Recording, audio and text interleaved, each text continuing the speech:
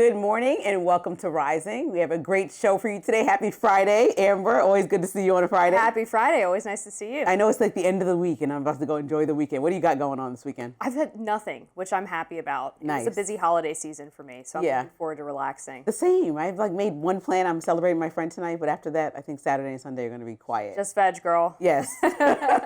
Coming up on Rising, Border Patrol agents shot 2 people during a traffic stop yesterday, and DHS says the passenger and driver are believed to be affiliated with the Tren de Aragua gang of Venezuela. Plus, prosecutors have reportedly opened a probe into New York State Attorney General Letitia James over her campaign transactions. And the New York Times interviewed President Trump, who said that the U.S. could rent Venezuela for years.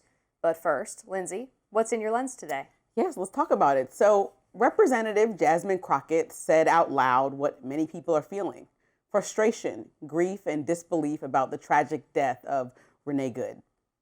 It is so hard to sit here sometimes because I didn't come to Congress to write laws or to do things that are hurting people. I'm just asking if there's any decency or heart or courage on that side of the aisle. She wasn't performing, she wasn't posturing, she was pleading, and she kept going. The fact that a woman was killed, she was shot in her head, and y'all are pretending like nothing happened. I remember when Charlie Kirk got killed.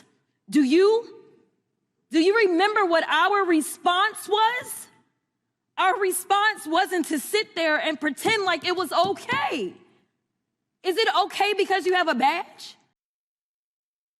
Here's more. Can y'all not just have a little bit of courage and humanity? A child.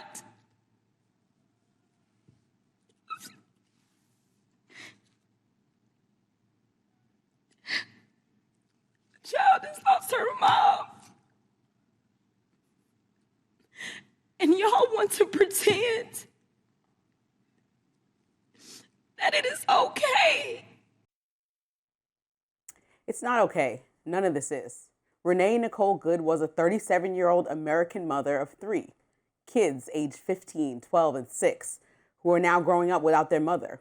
According to her ex-husband, who is also the father of her 2 oldest children, Renee was shot and killed by an ICE agent on January 7th while returning from dropping off her 6-year-old at school. Like many of you, I watched that video too. I watched a mother be gunned down in her car on a residential Minneapolis street. And before any investigation could happen, the public was told by our government to believe that she was a domestic terrorist. There's no evidence of that. None. We don't know what led up to the encounter. We don't know what was said before the shots were fired. What we do know is that labels came way faster than facts. A witness, Caitlin Callinson, told NPR that Renee was given conflicting orders. One agent told her reportedly to drive away while the other one told her to get out of the vehicle. And an expert on police force, Jeffrey Alpert of the University of South Carolina, reviewed the video and told the New York Times, quote, "The way you evaluate this is you look to see what's the imminent threat to life. And there is none. She's leaving." That matters, especially when Minnesota officials say they're being blocked from accessing evidence, which we'll discuss in our next block. Footage of the ICE shooting scene is about to be played on screen. Beware, for some viewers, you may find this disturbing. Here's what we can see with our own eyes. The video shows Renee's tires pointed away from the agent. By all appearances, she's posed no significant physical threat to the officer, let alone a mortal one. Yet her life is now over. One of her kids, whose father previously passed away, is now an orphan, and the other 2 are just motherless. This is frightening because if federal agents can kill U.S. citizens on camera and political leaders rush to justify it, then the most basic liberties Americans depend on are at risk. What makes this even harder to ignore is that this wasn't always the tone. After George Floyd was killed in 2020, then President Trump said this: "Brutal death of George Floyd. My administration is fully committed that for George and his family, justice will be served. He will not have died in vain." Back then, I guess law and order still left room for accountability. for restraint, for the idea that a badge does not equal immunity.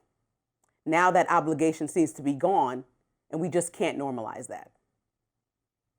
All right, so where should we start? With Jasmine Crockett, I guess? I mean, it's kind of rich for her to say that Democrats responded with decency when Charlie Kirk died. She was one of the people who voted against the resolution to honor him in Congress, and also accused him of racism multiple times and basically said that his legacy needed to be thrown in the trash can. So for her to talk about that and use that as leverage over the Republicans, I thought was ridiculous. I think to call somebody out for saying things that you find to be racist or disparaging to a community is one thing. That doesn't mean they think they deserve to die from political violence. I also think everyone said and condemned that was in office, that was a Democrat, condemned the killing, but they're also allowed to say what he actually said. They're allowed to quote the man, and they're also allowed to say, we don't think that we need to honor him in our Congress. He was a podcaster. Okay, so they're allowed to say that and also say this is wrong and political violence should never happen. And that's what I saw most, if not all, Democratic leaders do. And I saw a lot of people online that were labeled Democrats maybe say disparaging remarks, but that has nothing to do with leadership in office, public elected officials, and Charlie Kirk. All right, let's get into the actual shooting itself. I did note we showed one video. We did not show the one that shows the opposite side of the car, which does show that she did hit the officer. He bounced off the front fender of her car, and the shots that were fired, one of them was through the front windshield, right? So that alone is evidence that this car was in danger of hitting and killing him. Doesn't matter how fast the car is moving. I was hit by a car going 5 miles per hour, suffered a traumatic brain injury. It's a 2-ton box of steel, right? This officer was previously dragged by a accused legal alien pedophile back in June. He was dragged 100 yards, had 33 stitches in both of his arms. In that case, he actually tried de-escalatory tactics multiple times before he was dragged with his arm still in the car. And so I think that speaks to his frame of mind as this woman, yes, originally backs up, then puts the car in drive and accelerates towards him. He tries to jump out of the way, but fires those shots. And I think there's no doubt that this is a tragedy. But the question is, if you are impeding federal law enforcement, obstructing federal law enforcement, refuse to comply with officers' orders who are trying to detain you, and then you decide to actually drive into the officer, hitting him on your way out as you're peeling away, I just am confused as to why deadly force in that situation is not justified. Well, the number one issue for me overseeing everything that I'm saying is the fact that our administration and federal authorities, Kristi Noem, responded immediately and called this woman a domestic terrorist while they were still analyzing footage, maybe within an hour of the incident, and rushed to judgment. And so we would like, at the very least, since we don't have all the facts and information and there's an ongoing investigation, to say we are reviewing this footage. We never want to see an American life lost, but we also never want to see an official killed or hurt in this way. And so if anything, they could say both sides of the aisle about how they feel without condemning this woman immediately and taking what they're seeing on blog posts by potential other people in the neighborhood about her potential affiliations and labeling her a domestic terrorist. Because a lot of what I looked into does not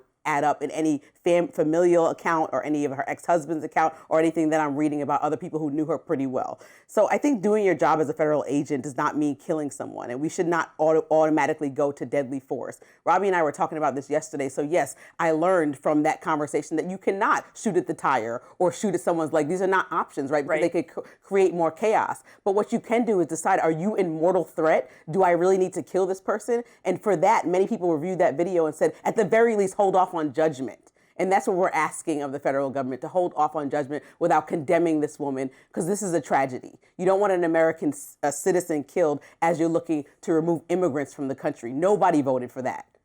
We're going to have to keep talking about this in the next block. Up next, we'll discuss the Minnesota ICE shooting and another involving a federal agent in Portland. We'll be right back.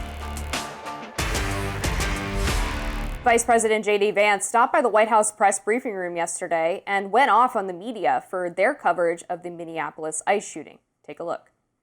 Somebody sent me a photo of a CNN headline about what happened in Minneapolis. And this is the headline. I'm just going to read it. Outrage after ICE officer kills U.S. citizen in Minneapolis. Well, That's one way to put it, and that is the way that many people in the corporate media have put this attack over the last 24 hours. The way that the media, by and large, has reported this story has been an absolute disgrace, and it puts our law enforcement officers at risk every single day. You should be ashamed of yourselves, every single one of you. The vice president continued, revealing to the room that the ICE officer who fired the shots had been in a similar situation in June of last year, and appeared to blame the driver, Renee Good, for the shooting.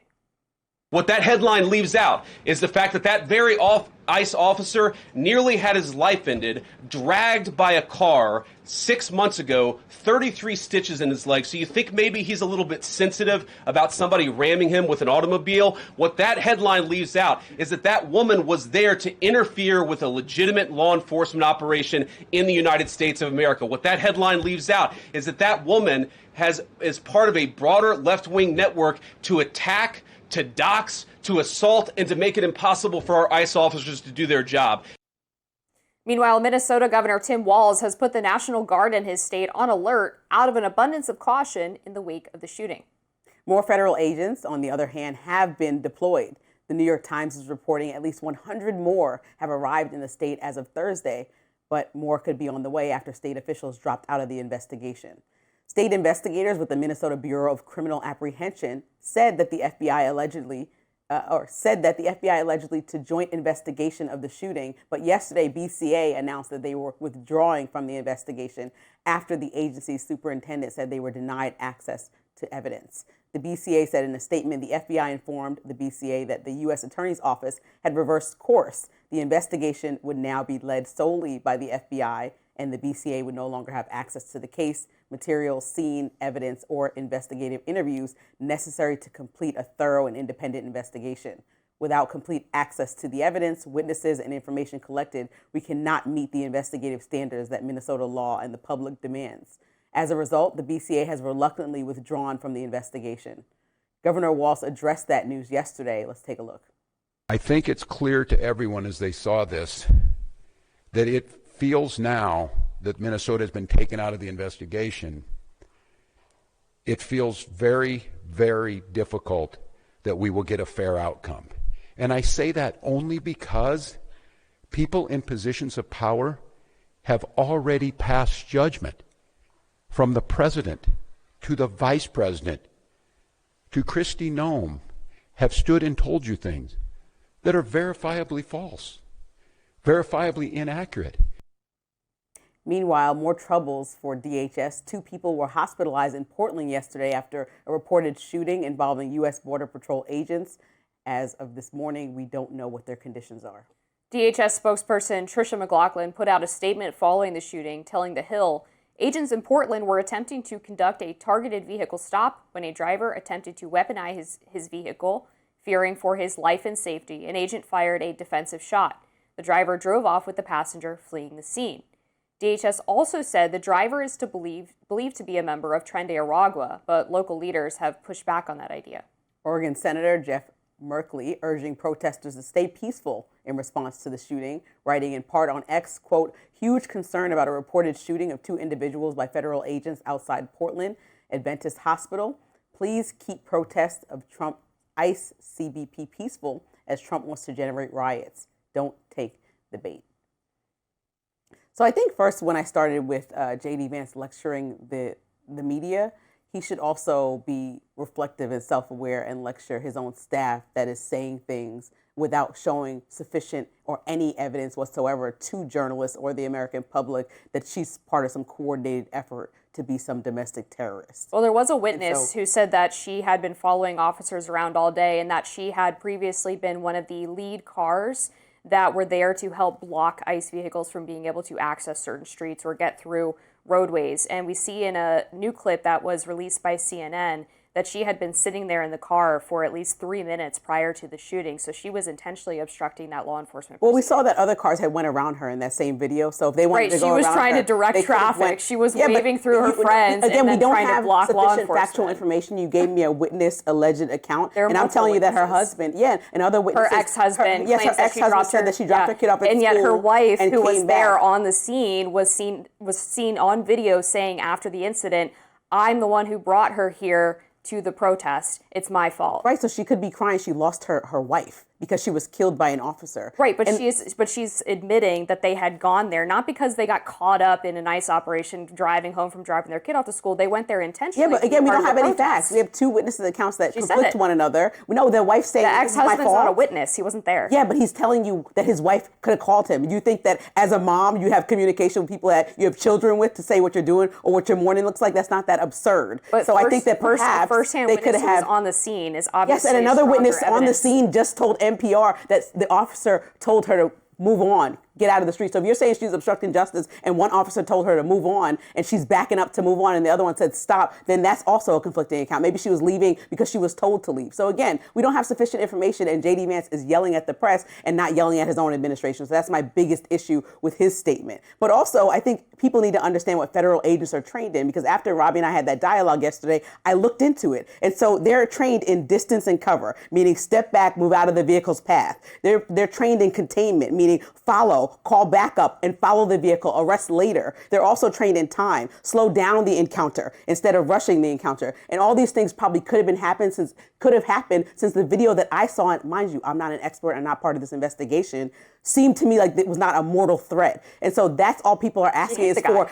People are asking for, you don't know that for sure. There's a video of it. No, and I saw a different video than you. I saw her back up in the wheels turning. There's multiple videos. Exactly. There's multiple since angles. You're not a federal investigator and neither am I, then we have to wait eyes. until so does the rest of the country that disagrees with you. And so therefore the rest of the country disagrees with me? Half of the country at the very least. And so my point is that you're saying you have eyes and so does everyone else. And people disagree with you. Okay, let me ask you this. So I think an investigation is warranted and one that doesn't exclude the entire local law enforcement. There's going to be an investigation and local law enforcement. I mean, give me a break. They're the ones who don't want to work with federal agents. And federal law enforcement, give me a break. They're the same ones that are implementing things that are attacking Tim Walz. Please. The Minnesota police were directed by their political leaders not to cooperate with ICE and federal agents who are working in the vicinity, which, by the way, directly contributed to this incident, because if police were on scene and were able to keep these crowds under control, ICE wouldn't have to do these detainment operations to prevent obstruction by local protesters. They already made the decision that they don't want to work with the feds. Now, all of a sudden, that they can use this incident to try to claim that ICE is murdering American citizens, now all of a sudden they want access to all of the federal evidence. It doesn't work that way. You don't get to have it both ways. I mean, somebody was killed, and we have a real-world example of this in Chicago, Operation Midway Blitz. Prime example number one is Marimar Martinez. She was a U.S. citizen, similar incident. They said the car rammed into her, and you know what happened? She was shot 5 times. Luckily, she was still alive, and all charges were dismissed with prejudice by the federal government because they knew this is not a winning case. They knew that if they were justified saying that there's a coordinated effort to run over DOJ, there's a coordinated effort to run over officers, then why would they dismiss all these charges? Well, there's been hundreds of other cases of that happening, of officers being hit by cars. But this is an example, though. We had this prosecuted to the fullest extent where she was let go. So exactly, this is not an effective immigration policy is what I'm saying. If we're seeing this happen, we're seeing American citizens get targeted and one of them recently killed. Not effective to me. It's not targeted if the woman literally put herself in front of officers' vehicles. According to you. What do you mean according to me? It's on video. According to you. Okay, according to my eyes. Up next, a new report suggests that federal prosecutors have launched a probe into New York AG Letitia James. We'll tell you why. Federal prosecutors have reportedly launched a new inquiry into New York State Attorney General Letitia James. The New York Times reports that the prosecutors are investigating financial transactions involving Letitia James and her hairdresser. While the investigation is in its early stages, people familiar with the matter informed the Times that the prosecutors are interested in talking to James's hairdresser about past financial transactions involving James or her campaign.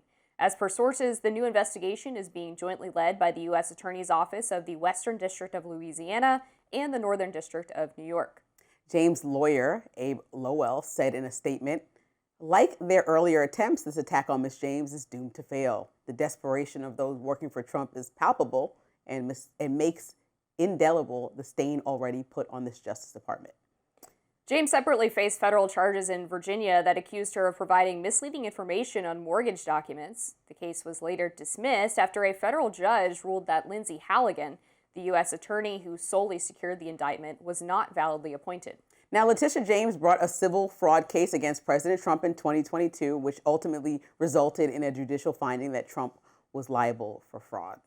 All right, so I think the administration is reaching for a win here. They don't want to let Letitia James off the hook. Obviously, the mortgage fraud case fell apart because of the allegedly improper appointment of Lindsey Halligan, and they didn't bring those charges back a second time. Now, I thought that case was relatively strong based on the documents that they had presented.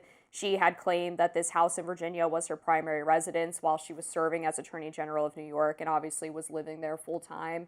It looked like she had bought this house for a family member. And when you list yourself as a primary residence or list a home as your primary residence, you get usually more favorable mortgage rates.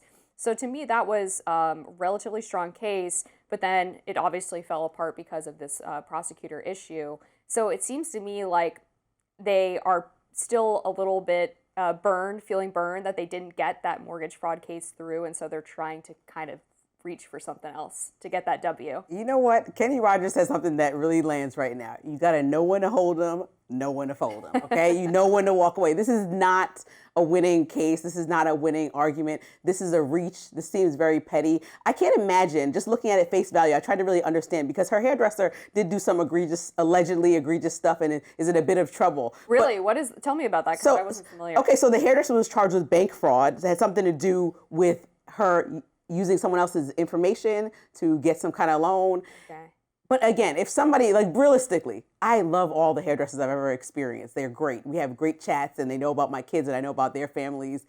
But at the end of the day, if anybody ever came to me and said something that they're doing in their free time has to do with me because I get my hair done by then, that would be one of the silliest cases of all time. To me, just on face value. Now, I haven't dug very deep into this, but it's like the fact that you're trying to say and attach her to the hairdresser, it just shows an extreme overreach by the Trump department to try to just solve this vendetta against Letitia James that they should probably just drop because, like you said, she's not charged twice and it just looks like you got to just take the L. Yeah, I wonder, well, it says that they're looking at financial transactions involving James or her campaign. So I wonder because she donated to her campaign. Right. The same woman. So they're looking at campaign finance. But come on, if you're again, this is like very much a reach. So a woman donates to your campaign. A hairdresser's not donating millions. So we're looking at a couple thousand, maybe even that might be high. And we're talking about a lady who has a personal job, could have used her own $1,000 despite her bank fraud or whatever shady activity she allegedly had going on. But you're trying to tell me that I have some connection to my hairdresser? Well, hey, they got George Santos for campaign fraud. So hey, let's investigate it. Oh, man, please don't. President Trump told the New York Times that only time will tell how long the U.S. needs to run Venezuela. Stick around for that. President Trump sat down with the New York Times for a lengthy interview Wednesday evening. One of the main topics of conversation was the plan going forward for Venezuela following the capture of Nicolas Maduro. When asked how long he thinks the U.S. will be running Venezuela for, Trump suggested it could be several years. Take a look. How long do you think you'll be running Venezuela? Only time will tell. Like 3 months, 6 months, a year, longer? I would say much longer than that. Much longer. And We have to rebuild. You have to more rebuild the country, and we will rebuild it in a very profitable way. We're going to be using oil, and we're going to be taking oil. We're getting oil prices down, and we're going to be giving money to Venezuela, which they desperately need. Later, Trump laid out a vision for his global powers, suggesting that his power is only constrained by his own morality. Do you see any checks on your power on the world stage? Is there anything that could stop you if you wanted to? Yeah, there's one thing, my own morality, my own mind. It's the only thing that can stop, and Not international and that's law. very good. I don't need international law. I'm not looking to hurt people. Do you feel your administration needs to abide by international law on the global stage? Yeah, I do. I do. But it depends what your definition of international law is. However, the Senate on Thursday appeared to take a step toward limiting Trump's conduct in Venezuela as 5 Senate Republicans voted along with Democrats to advance a resolution on the War Powers Act. Full vote on the resolution is expected next week, and if enacted, it would block Trump from using further military force against Venezuela without approval from Congress. But it's unlikely to become law since Trump could veto it, and it would need a 2/3 majority from Congress to override his veto. When asked about the War Powers Act on Thursday, Vice President J.D. Vance stirred up a controversy by calling it fake and unconstitutional law. That quickly led to backlash from lawmakers, with Representative Jim McGovern writing on X, quote, "The War Powers Act passed the House and Senate becoming law after both chambers voted to override Nixon's veto on November 7, 1973. Does the separation of powers now include J.D. Vance from declaring from the press podium that the laws he doesn't like are fake? And Senator Patty Murray says, quote, "To my Republican colleagues, the vice president is spitting in your face and openly flouting your constitutional authority. Time to decide if you came here to be a member of Congress or a cheerleader for whatever Trump wants." I heard our producers earlier laughing because Grok even corrected J.D. Vance. It was like, just not true. I don't know what's going on. First of all, I want to say kudos to President Trump for sitting there. Which one was it? Are they talking in my ear? Oh, community note. So a person, okay, not Grok, my bad. Grok had so many egregious acts over the last few years that I just always blame Grok. But okay, Trump sat down with the New York Times. I was like, kudos to him because it was like a 2-hour interview. They had video. He got on the phone with somebody during the interview. Or during the audio of it, was like, can you believe I'm talking to the New York Times? So like, happy to see that we have more openness with a variety of outlets, which has always been a good thing, that the president's not afraid to speak.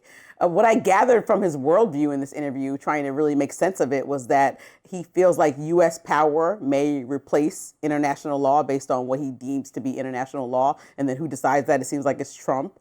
It seems like he's putting profit over democracy, specifically having no plan for Venezuela laid out very clearly. And force has replaced planning, because we went in there and pulled Maduro out, have him in a U.S. prison, and claimed that this is all about a war on drugs, but immediately started talking about oil. And then alone, he's deciding the limits, because there's no effective timeline or strategy of when we'll leave Venezuela. And some disturbing things that I talked about in my lens yesterday were the fact that the current administration that Trump has basically bolstered up into power, saying they're working well, are saying totally different things when it comes down to talking to the people of Venezuela when they're on state television and when they're, you know, bashing what President Trump has done. And so I just see that there's already a boiling conflict on him supporting what's going on over there and then what they're actually doing, because we know that military leaders have gone in and searched people's phones to look for things they might have said about Maduro that are negative, and they're already being even more repressive to a country that had 80% of people impoverished and feeling oppressed already. So I don't know how we have relieved them from any of that stuff. And even though I don't think that this is America first to go in there and try to nation build, now that we pulled Maduro out, we cannot just leave them in this state where the military is doing whatever, grabbing phones and just, you know, making people comply. Yeah, this is always the sticky part of getting involved in regime change, is that what comes next after you depose the leader. And that is that part of the plan has not been communicated properly to the American people, if there is a plan.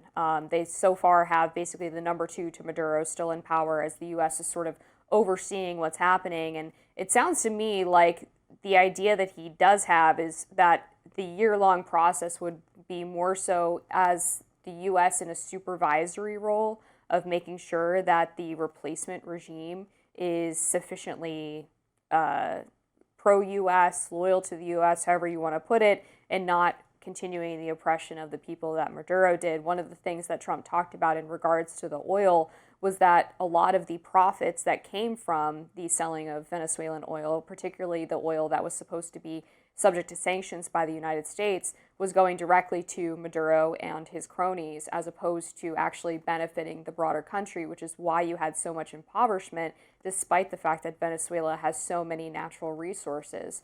So that would be a positive step in the right direction. But I share your concern absolutely about what this is going to look like long term, even 6 months from now. We saw so many Venezuelans cheering in the immediate aftermath of the ouster, but it's not a win if the oppression is continuing under Maduro's VP.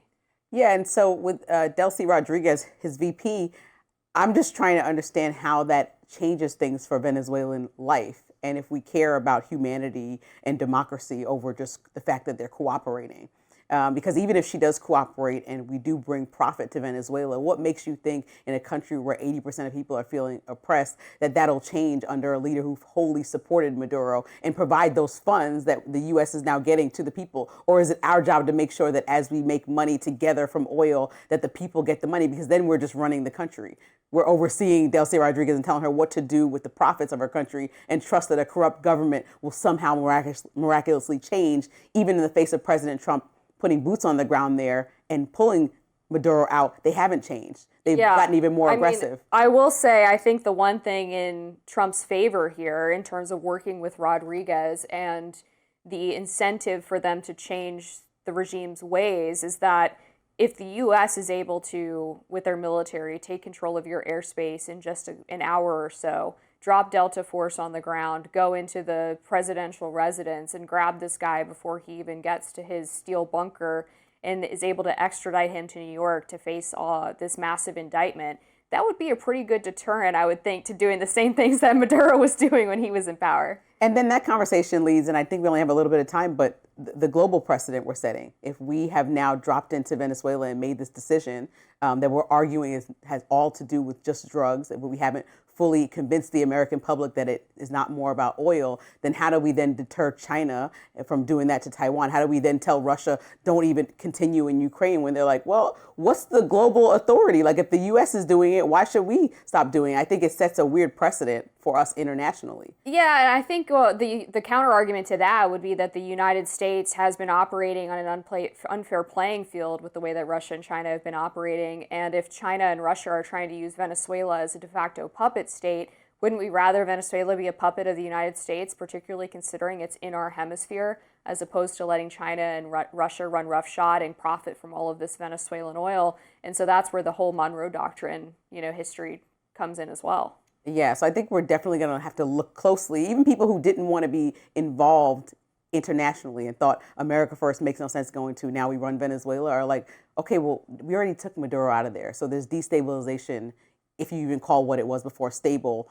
and we don't have any plan. And that's not a good way to leave them, whether you wanted to be involved in Venezuela or not. Well, we will certainly see what happens. Vice President Vance announcing a brand new Assistant Attorney General position to investigate fraud. Stay with us.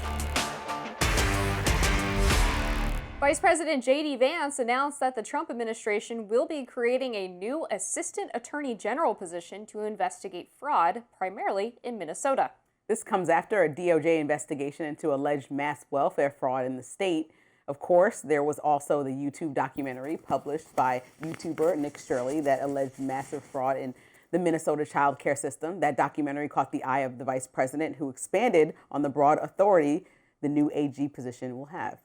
We are creating a new Assistant Attorney General position who will have nationwide jurisdiction over the issue of fraud. Now, of course, that person's efforts will start and focus primarily in Minnesota, but it is going to be a nationwide effort. It has all the benefits, all the resources, all the authority of a special counsel, but with two crucial differences. Number one, it will be run out of the White House under the supervision of me and the President of the United States. And number two, it's actually constitutionally legitimate. As you guys may know, the special counsel statute has some major constitutional questions. When we get the bad guys, we want to make sure we get them permanently and they don't have some legal technicality they can get out of.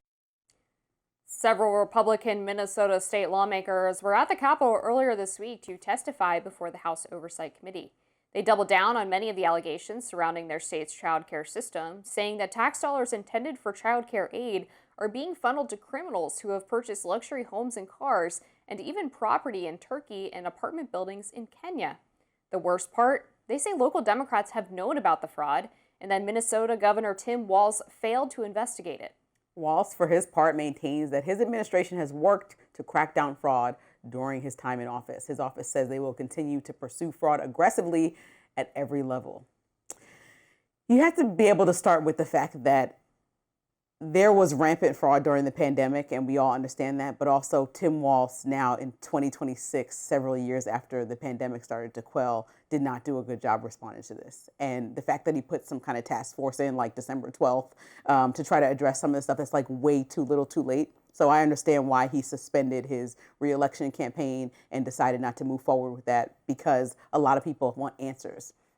I do provide a little bit more grace than a lot of people for what was happening during the pandemic. I know that it's not, even though Minnesota was an extreme example for the pandemic and beyond, there were true billions of dollars that were fraudulently taken during the pandemic across the country. And it was like widespread fraud happening. I think of 3,096 different businesses and other entities from the were charged by the Department of Justice for fraud-related crime. And that's as of last December. And so way more probably now. 2,500 of them were found guilty. So if we think about countrywide, unfortunately, the federal government lacks a lot of laws, provided loans provided money because they were trying to help people in a dire circumstance, an unprecedented COVID circumstance. But what we have now is that, yes, people should be reviewed and prosecuted because they commit crimes. But I don't think when we remove temporary assistance funding from only 5 Democratic states, that's a good aggressive measure to only target Democratic governors, especially when I look at places like Ohio that has DeWine as governor, who's a Republican,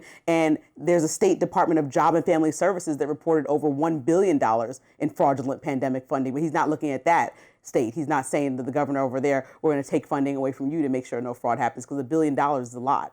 Yeah, I agree. We should get all the fraud out, all of it. I found myself really disturbed by not just the scale of the fraud in Minnesota, but the fact that the way that it was done is replicated in other states as well. Now, allegedly California and Maine, as well as potentially Kentucky.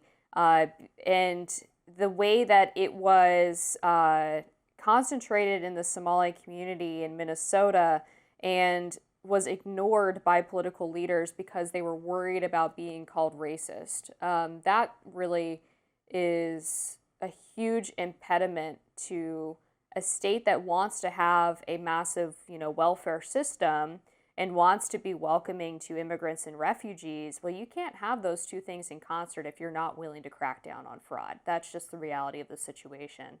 And we're talking about billions of dollars in Minnesota. Now in Maine, there was a company called Gateway Community Services. A whistleblower came forward recently and said that they had been billing for services that they did not provide to disabled residents of Maine. And I mean, that's another element of this that hasn't really been talked about much, is the victims of this fraud are not just the taxpayers, but also the people who were supposed to be receiving services who weren't getting them.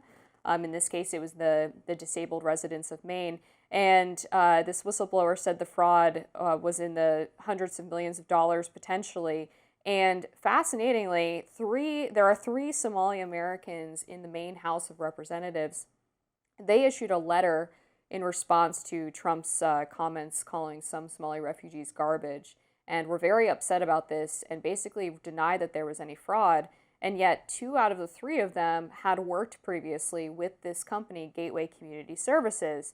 And so it's like, oh, interesting. Maybe there's a little bit of projection going on here, that you're upset about the comments about fraud, and yet you were working with this company that now has all these whistleblowers coming forward.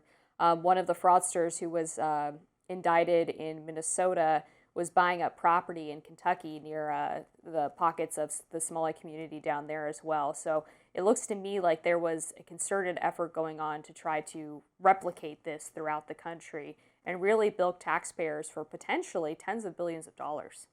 Yeah, I think it was the wrong strategy for Minnesota lawmakers to be afraid to prosecute anybody due to their ethnicity. That obviously is not a good tactic. If somebody commits a crime, I believe they should be prosecuted. I think where the tactic goes wrong is when you demonize an entire community, which we've seen a lot of leadership do because of a portion of people that committed a crime. And so that doesn't mean that every Somali migrant, most peaceful, most contributing to society, come here with some type of bad behavior or come here intending to break the law. And so I think that it's important for me to always make sure that we're holding leadership, both on a local and federal level, to a higher standard to say, watch your words. Calling a whole country garbage, watch your words, because these people are not all indicting the entire community of Somali people or Somali Americans or migrants. And I think we have to be really careful when we're using this language, because that's probably why a lot of lawmakers don't want to prosecute anybody of a certain descent, because they're like, this language coming from the president is unsavory and looks like we're attacking them. And then if we're wrong, then all these other problems come for the state and for the country, right? So I just think we need to make sure that we're differentiating the two and saying 2 things can be true at once. We should prosecute any criminal, no matter how they look, but we also should not indict a whole community because of a criminal. Yeah, I mean, I agree for the most part, because I don't think that people because of being a certain skin color or from a certain place, that necessarily means that they are going to commit criminal behavior. But I do think when we're looking at Somalia, there is a unique case here in that Somalia itself is rife with corruption and fraud and piracy. And when you talk to people who are from Somalia, they will tell you that it is actually accepted there. It is part of the culture because the government is so corrupt. It is normal to try to take as much as you can through fraudulent means from the government so that you can basically take care of yourself.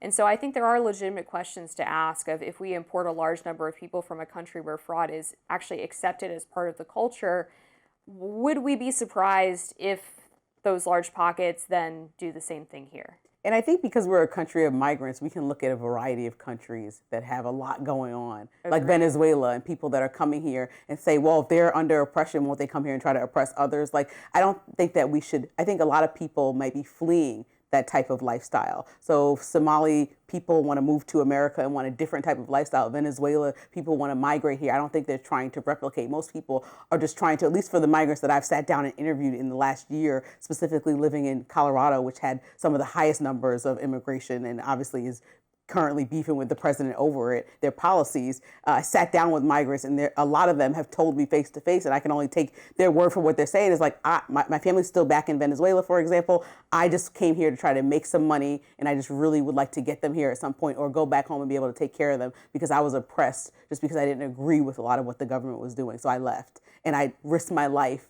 And not whether you judge what they decided to do by coming to America in the quote unquote wrong way, they still just wanted to make some money to take care of their family. And so I think most migrants probably have that in mind when you think about the amount of people that come here as migrants and become criminals.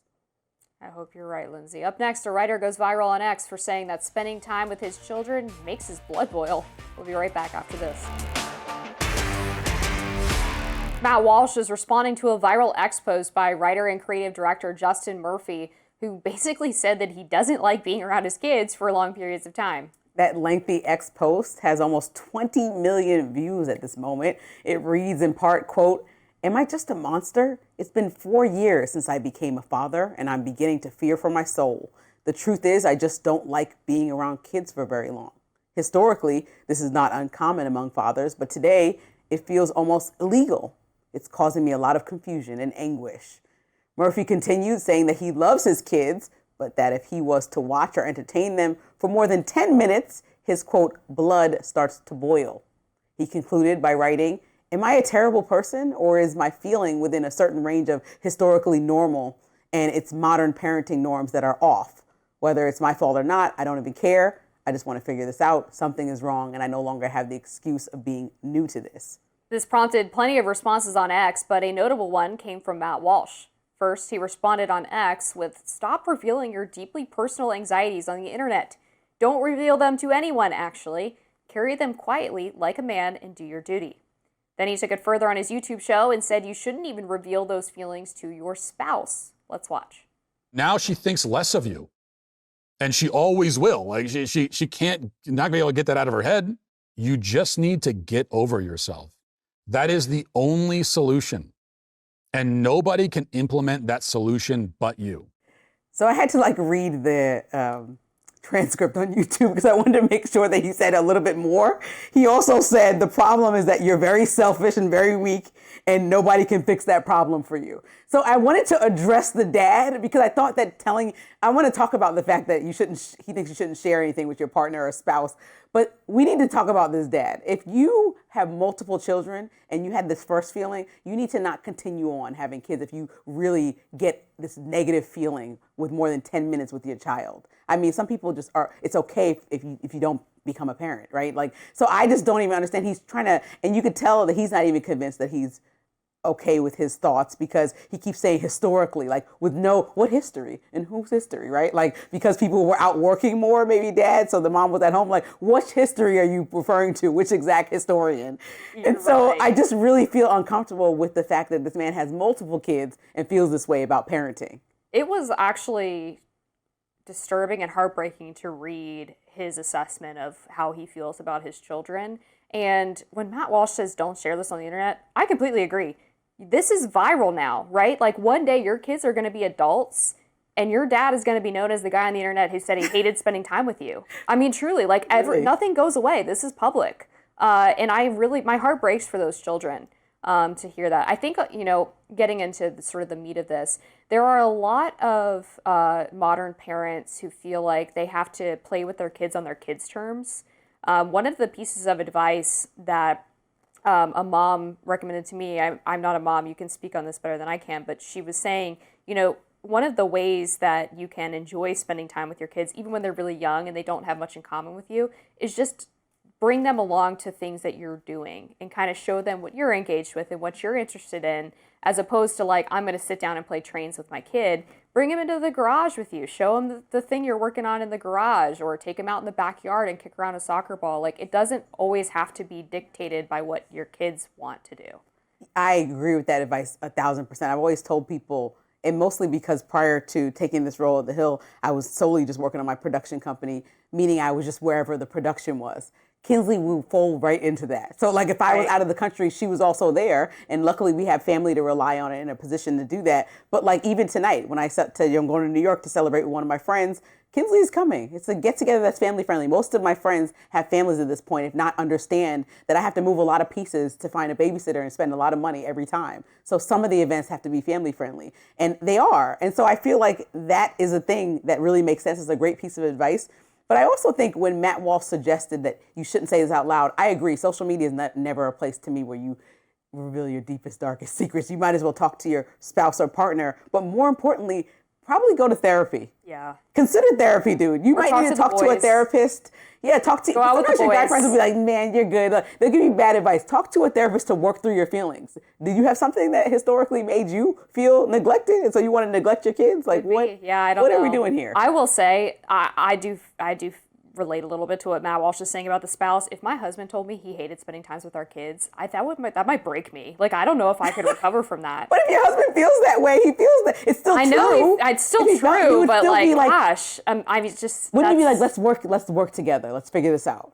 I would try, but I don't know if I could ever forget that he felt that way. And you're going to be frowning upon him for the rest of his days. That's what Matt Walsh says. I mean, I wouldn't try to, but I feel like it would be difficult to not resent your husband for not wanting to be with your children. Like that's really brutal. Yeah, I'm saying like this philosophical best version of myself would go to therapy and sit down and have the conversation, but I would go off on Colin. See, he said anything right? Like that. And I hold a grudge. So that does it for us on Rising Live. Look out for more exclusive YouTube content coming your way today. Be sure to like, share, and subscribe to The Hill's YouTube channel so you never miss any content. And for those of you who like to listen on the go, we're now available anywhere you listen to podcasts. See you next week.